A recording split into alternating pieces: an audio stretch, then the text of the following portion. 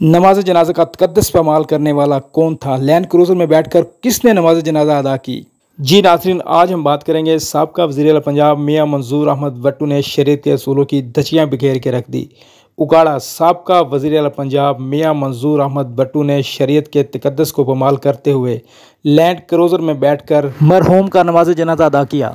मियां मंजूर अहमद भट्टू अपने दोस्त मियां मोहम्मद नवाज भट्टू का नमाज जनाजा अदा करने गया। नमाज जनाजा में शिरकत पर तनाज़ा लैंड क्रूज़र में बैठकर नमाज जनाजा अदा किया।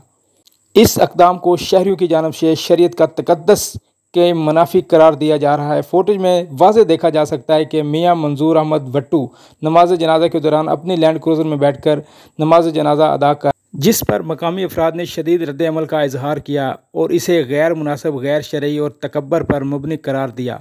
दूसरी जानब मियां मंजूर अहमद भट्टू की जानब से ताहाल इस मामले पर कोई वजाहत सामने न आ सकी। उलमा कराम के मुताबिक नमाज जनाजा एक इज्तिमाई इबादत है और इसमें इजाज़ी और मुशावरत का मुज़ाहरा ज़रूरी है। लोग सवाल उठा रहे हैं कि अगर अवामी रहनुमा खुद इस्लाम का एहतराम ना करे तो अवाम में क्या पैगाम दिया जाएगा।